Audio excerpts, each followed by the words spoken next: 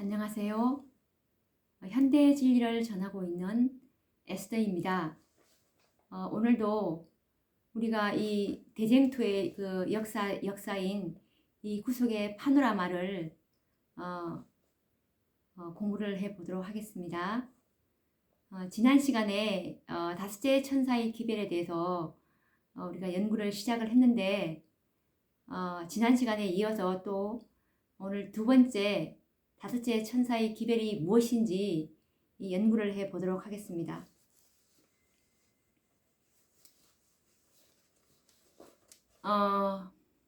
이 다섯째 천사에게서 이제 하나님의 그 완전한 영광이 드러나거든요. 그래서 이 다섯째 천사들에게 늦은 비가 부어진다는 것이 초기 문집 큰 외침장에도 잘 나와 있는데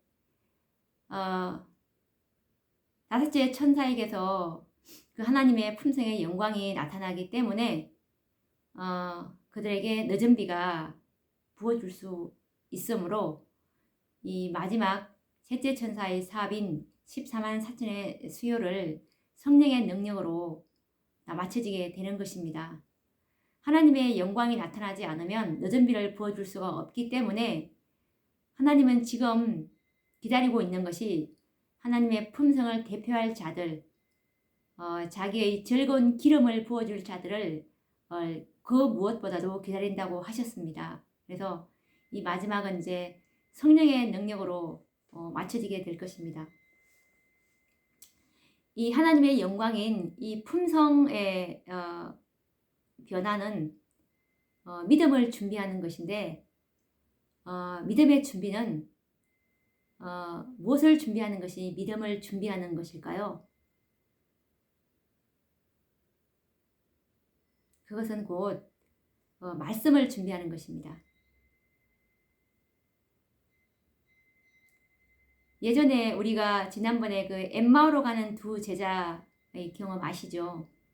예수님께서 자기의 모습을 바로 드러내시고 내가 예수다라고 하지 않고 선지자의 글로 시작해서 모세의 글로 시작해서 선지자의 글로 자기를 나타내신 것처럼 말씀으로 이게 믿음을 세울 때 그것이 정말 제대로 준비된 믿음이라는 것을 예수님은 너무나 잘 아십니다. 그래서 예수님께서 가르쳤던 그 믿음의 방식, 말씀을 준비하는 것이 바로 믿음의 준비인데요. 그런데 지금 거의 모든 교회가 재림을 준비시키는 그런 말씀을 하지 않고 말씀의 방향이 정말 그 평이한 설교와 완전한 품성으로 백성들을 인도해야 하는데 정말 허다한 무리의 그 구원으로 인도하고 있기 때문에 백성들이 주님의 재림을 준비하지 못하고 라오디게아 상태에 계속 빠지고 있는 상황입니다. 그런데 지금 이제 그 코로나로 인해서 일시적으로 잠은 깨고 있는 것 같지만 이것은 제대로 깨어나지 못하고 있는 것입니다. 깬다고 할 수가 없는 것입니다. 말씀 준비는 지금 해야 합니다. 이제 하나님께서 우리에게 정말 가시적으로 7장이 어떤 것인가에 대해서 이 물방울 정도로 지금 체험을 해주고 계시잖아요.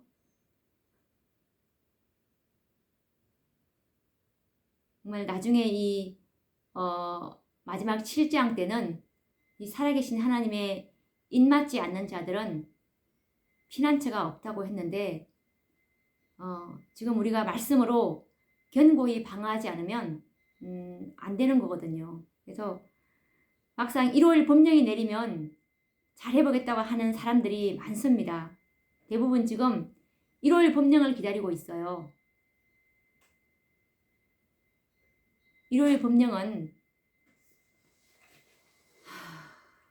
정말 일요일 법령 이것도 많은 분들이 잘못 알고 있는 부분이 너무 많습니다.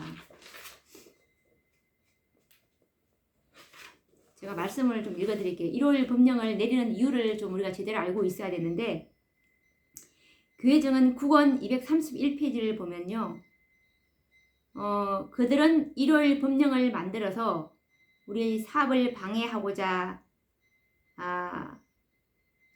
하는 것이 그들에게 무익하다는 것을 알게 될 것이다.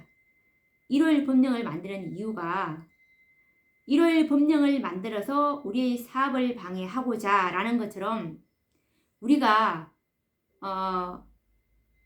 일요일 법령을 내렸다는 것은 벌써 하나님 백성이 거의 수요가 찾아가고 있고 그들이 개혁이 정말 정결케 되고자 하는 그런 운동이 일어날 때 인치는 사업을 방해하기 위해서 사단이 내리는 거거든요. 왜냐하면 자기의 그 시간이 얼마 남지 않았기 때문에 사람들이 막 이제 그동안 죄로부터 돌아서고 이렇게 하면은 금방 수요가 찰 것을 알기 때문에 정말 핍박과 이런 매매 금지를 통해서 하나님의 법을 지키지 못하도록 하는 거거든요. 그리고 정은보감 1권 79페이지를 보시면 용이 성도들을 상대로 싸우는 것은 그들이 십계명을 모두 지키기 때문이다. 만일 그들이 표준을 낮추고 그들의 믿음의 독특성을 포기한다면 용은 잠잠할 것이다. 그러나 그들은 용의 분노를 일으킬 것인 바 이는 그들이 용감하게 표준을 높이고 법안권이 제정한 제도를 섬기고 있는 개신교계를 대항하여 그들의 깃발을 펄럭일 것이기 때문이다. 라는 말씀처럼 용이 성도들을 상대로 싸우는 것은 그들이 십계명을 모두 지키기 때문이고 그들이 표준을 높이고 법안권이 제정한 제도를 섬기고 있는 개신교계를 대항하여 그들의 깃발을 펄럭일 것이기 때문에 이렇게 일요일 법령을 이렇게 계속 이제 3단계로 해서 내리거든요. 더 조여옵니다. 그래서 이 일요일 법령이 내렸다는 것은 벌써 거의 수요가 다 찼다는 것을 의미하기 때문에 우리가 지금 이렇게 하나님께서 이렇게 사인을 보내주고 계실 때 정말 믿음을 준비할 수 있는 길은 이 말씀 위에 세우는 이 믿음, 이것이 일요일 법령 때 우리가 굳건하게 하나님의 율법을 지킬 수 있는 이런 힘을 키우게 되는 것인데요. 아까 말한 것처럼 나는 일요일 법령이 내리면 곧 죽어도 안식일 하나는 포기하지 않을 거야 라는 그런 분들이 많습니다. 대부분이 아마 그렇게 생각할 것입니다. 그런데 우리 베드로의 경험을 한번 살펴볼까요? 이 베드로가 어땠습니까? 베드로가 주님께서 그 전날에도 잡혀서 십자가에 돌아가서 이제 돌아간 그 3일째 되는 날 일요일 날 부활할 것이라고 분명히 말씀하셨습니다. 그런데 베드로는 자기 생각대로 믿었어요. 그것은 베드로에게는 그것이 들었지만 믿지를 않았습니다. 주님의 말씀대로 믿지 않았습니다. 그래서 이 베드로가 우리가 일요일 법령 내리면 나는 절대로 안식일을 포기 안 하겠다라는 그 믿음을 지금 생각하고 있는 분들처럼 자기는 정말 제자들이 다 버린다 할지라도 예수님을 버리지 않겠다고 맹세했어요. 그리고 예수님이 옥에도 가면 따라가겠다고 할 정도로 정말 믿음이 강한 것처럼 보였습니다. 그렇지만 어땠습니까? 갑자기 예수님이 예기치 않게 잡혀서 고난 받으시고 그런 걸 보면서 어땠습니까? 정말 예수님을 향해서 저주하지 않았습니까? 그런 것처럼 이렇게 비상사태가 생기면, 일요일 법령이라는 이 비상사태가 생기면 우리도 장담할 수 없는 것입니다. 이 말씀으로 탄탄하게 믿음을 견고히 방어한 자들 외에는 다 휩쓸려 갈 것이라고 말씀에 나와 있거든요. 그래서 우리의 믿음의 기초가 성경과 정언의 말씀 위에 세우지 않으면 우리도 어떻게 될지 모릅니다. 그래서 말씀을 말씀 그대로 믿는 이 믿음을 우리가 세워야 될 필요가 있다고 봅니다. 그리고 지난 시간에 이제 했던 걸 이어서 계속 또 해보도록 하겠습니다.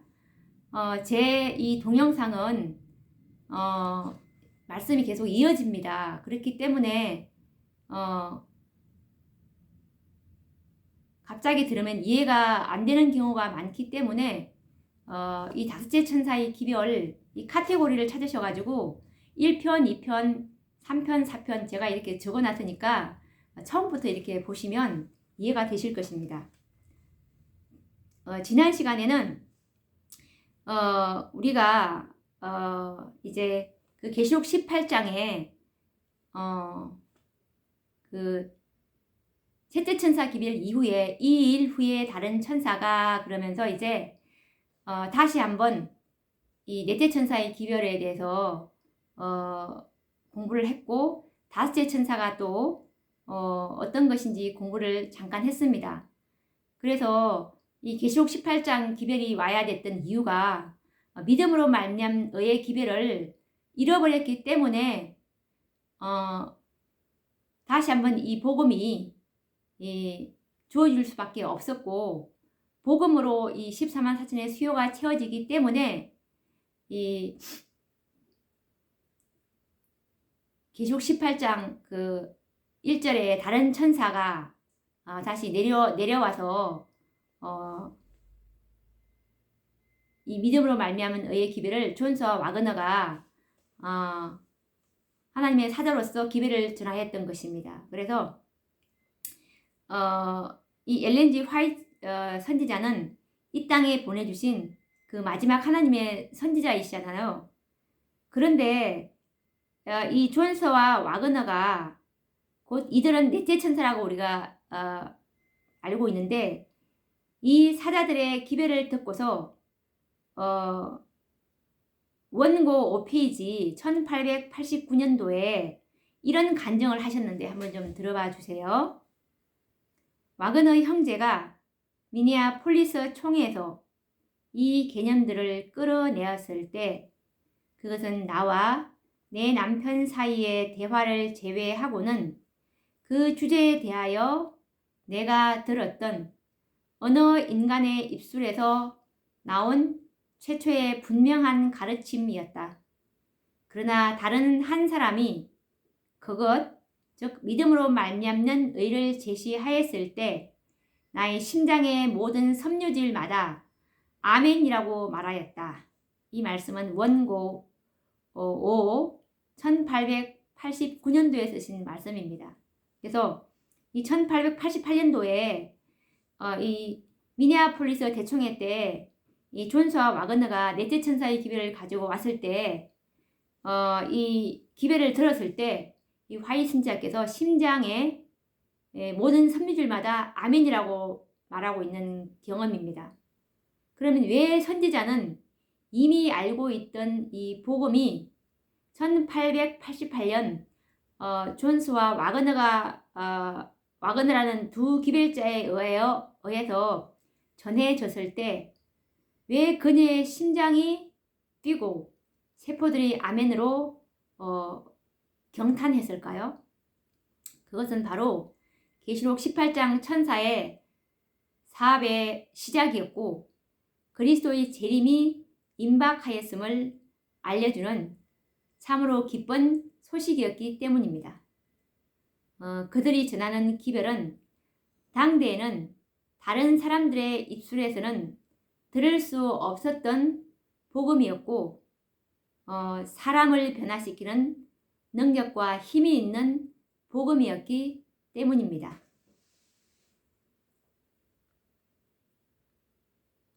누가복음 2장 29절에서 30절에 나오는 그 말씀처럼 그때 메시아의 초림을 고대하고 있던 그 시므온이 아기 예수의 모습을 보았을 때 하는 말, 주제여 이제는 말씀하신 대로 종을 평안히 놓아주시는도다.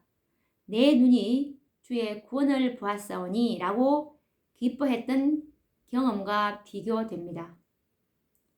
왜 시므온은 평범하게 보이는 그 아기 예수를 보고 구원을 보았다고 했으며 화이 선지자는 이미 알고 있던 복음이었는데도 불구하고 그의 심장의 세포들이 아멘으로 화답했다고 했을까요?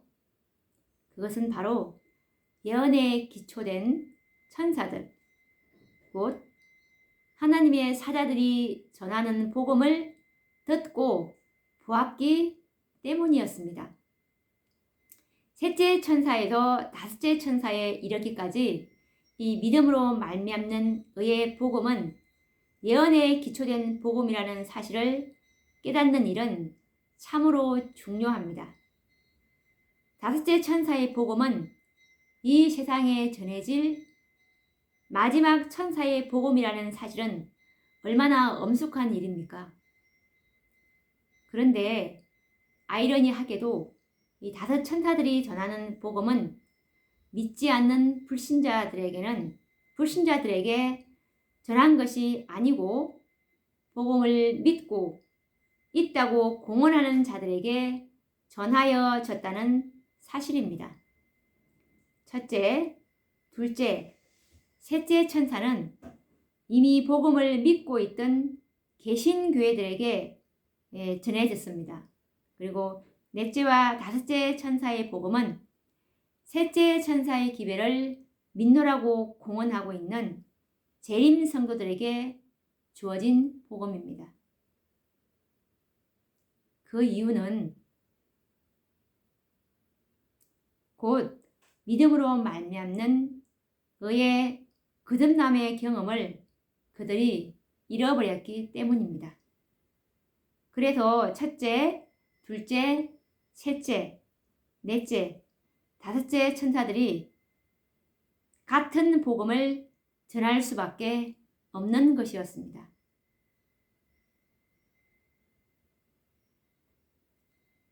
왜냐하면 복음을 받은 백성들이 바로 하나님의 구속의 열매 14만 4천의 수요를 세울 수 있기 때문입니다.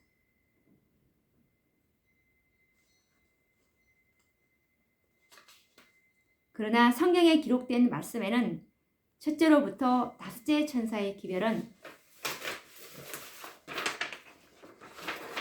복음이 아닌 정말 무서운 경고의 기별들임을 우리는 발견하게 됩니다. 그것은 교회가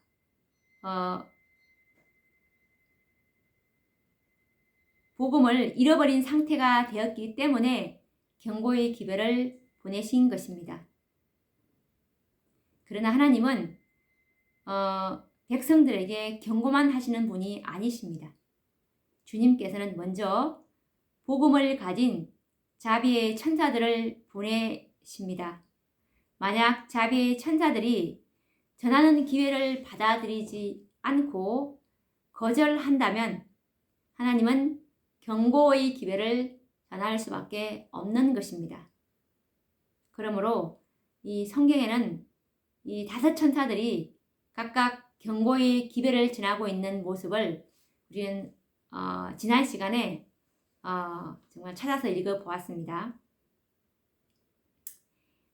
이제 다섯째 천사의 존재와 그 예언이 어떻게 성취될 것인지 연구해 보고자 합니다. 하나님께서는 당신의 종들에게 보여주신 어떤 예언들은 때가 이를 때까지는 나타내지 않으시고 정말 비밀스럽게 보관하시는데요. 다니엘도 많은 계시를 받았어요. 그 계시의 내용은 비밀로 남겨두시고 마지막 때까지 보관하도록 명령하셨습니다. 다니엘서 12장 4절에 보면 나와 있는데요. 읽어보도록 하겠습니다. 다니엘아, 마지막 때까지 이 말을 간수하고 이 글을 봉함하라. 그래서 이 계시를 받은 선지자들까지도 때가 될 때까지는 계시의 내용을 알 수 없었습니다. 그러나 하나님께서는 때가 이르면 그 신실한 당신의 종들을 통해서 그 계시를 열어서 깨닫게 하시고 당신의 백성들에게 기별을 전하게 하셨지요. 첫째 천사를 비롯해서 모든 천사의 기별이 이처럼 때가 이를 때 비로소 공개가 되었던 것입니다. 다섯째 천사의 기별도 마찬가지입니다. 이 계시는 이미 요한을 통해서 그의 2000년 전에 성경에 기록되어 있었는데 다섯째 천사의 발견은 최근에 와서야 깨닫게 된 것입니다. 다섯째 천사의 존재가 성경에서 발견되었다는 것은 이 천사가 하늘에서 내려와서 활동을 시작하였다는 것을 의미하는 것입니다. 중단되었던 그 추수 사업이 다시 시작된다는 뜻입니다. 마지막 수요를 채우기 위해서 14만 4천의 수요가 채워져야 이 지성소 봉사가 끝나는 것이잖아요. 그래서 첫째, 둘째, 셋째 천사의 기별을 전하였던 당사자들인 윌리엄 밀러와 그의 동력자들 그리고 재림교회의 선고자들은 자신들이 하는 사업이 계시록 14장에 예언된 천사들의 사업이라는 것을 알지 못하였습니다.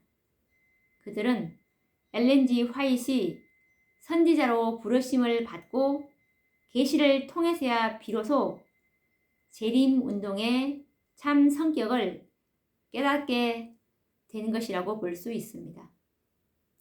넷째와 다섯째 천사도 이와 다르지 않을 것입니다. 하늘에서 천사들이 내려와서 기별을 전할 때마다 이 땅에는 기별을 전하는 다수의 무리와 기쁨으로 영접하는 이 땅에 기별을 천사들이 내려와서 기별을 전할 때 그 기별을 거절하는 사람이 다수죠. 기별을 거절하는 사람이 다수고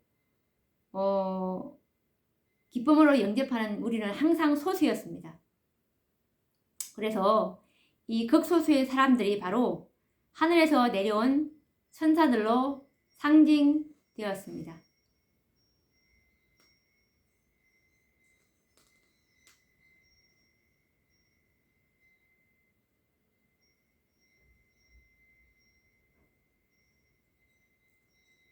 우리가 이제까지 이제 넷째와 다섯째를 연구하는 가운데 이 넷째와 다섯째 천사의 존재를 깨달으셨다면 정말 이 계시록 18장 천사로 상징되는 백성의 특권을 얻을 수 있을 것입니다. 다섯째 천사의 발견으로 인해서 큰 기쁨과 희열로 심장의 세포들이 아멘이라고 외치는 경험을 하는 영혼들이 있을지도 모르겠습니다. 이래서 이렇구나. 이래서 다섯째 천사가 내려와야 되는구나 라고 화이 선지자처럼 정말 심장의 모든 세포가 아멘이라고 하시는 분들도 있겠죠.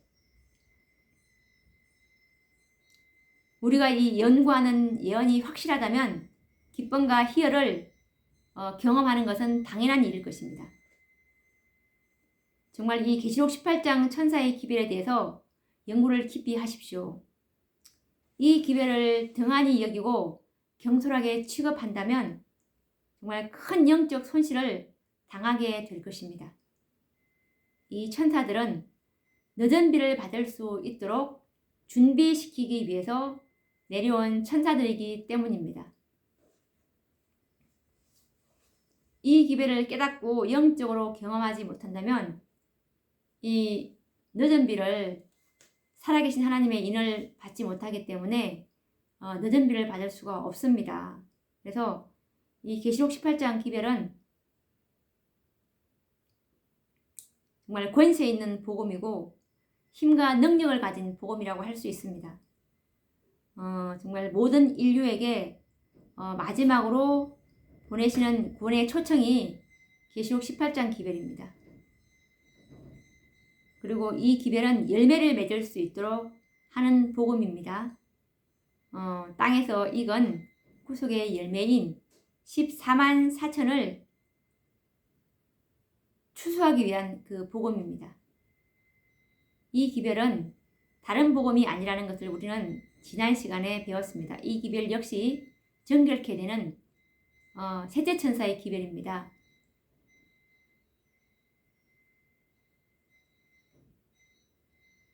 이 기별로 하나님의 영광이 드러나기 때문에 늦은 비가 우리에게 임하게 될 것입니다. 더 이상 이제 예수님의 그 지체될 수 없는 그 재림의 시기와 임박성을 알려주는 복음입니다. 왜냐하면 이 다섯째 천사의 기별은 추수할 그 시간이 마태복음 20장의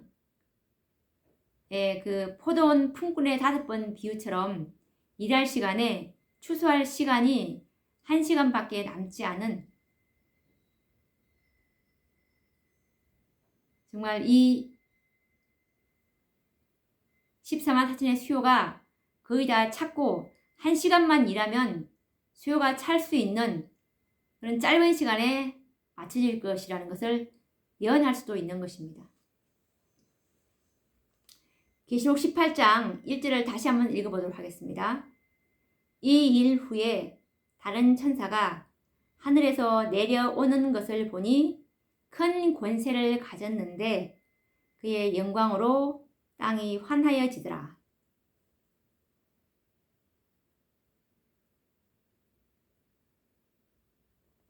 그리고 리뷰 1890년 4월 1일자 말씀해 보면 선지자는 말하기를 이 일 후에 다른 천사가 하늘에서 내려오는 것을 보니 큰 권세를 가졌는데 그의 영광으로 땅이 환하여지더라.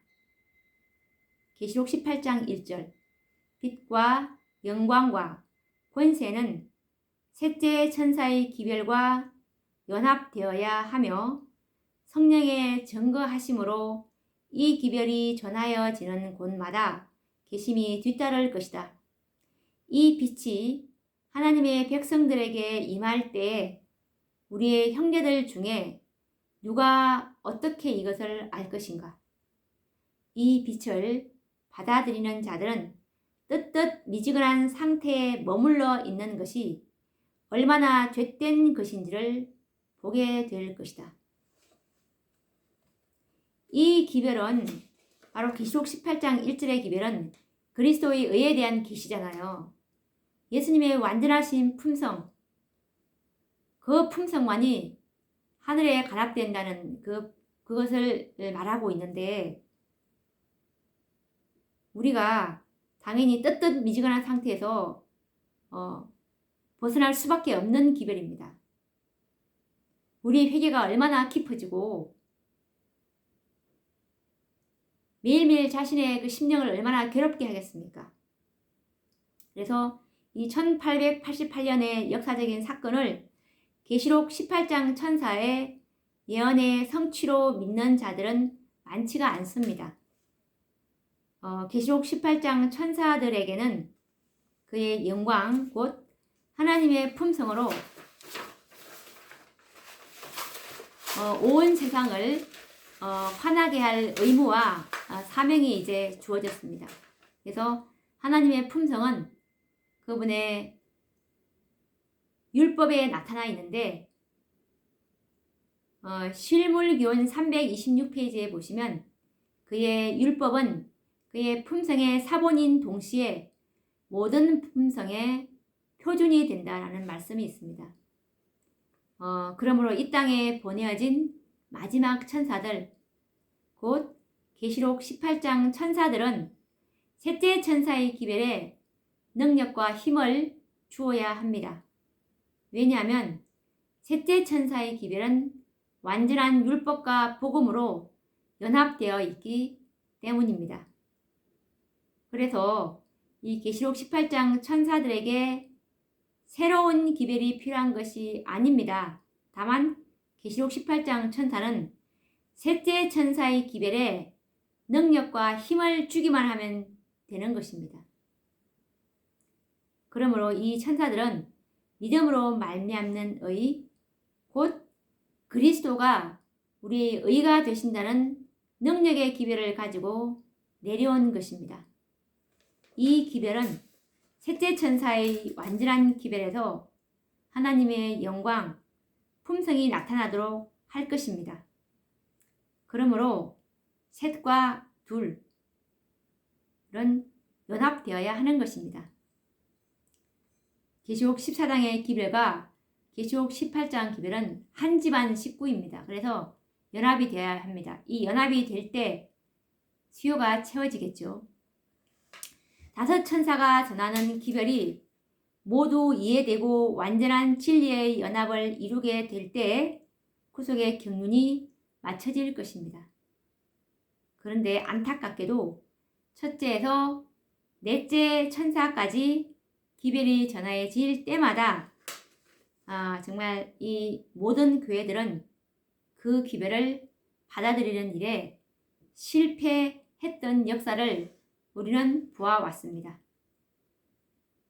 그러므로 정말 안타깝지만 기별을 거절하였던 교회가 그 기별을 교단적으로 전하는 일은 불가능하다는 사실을 깨닫게 됩니다.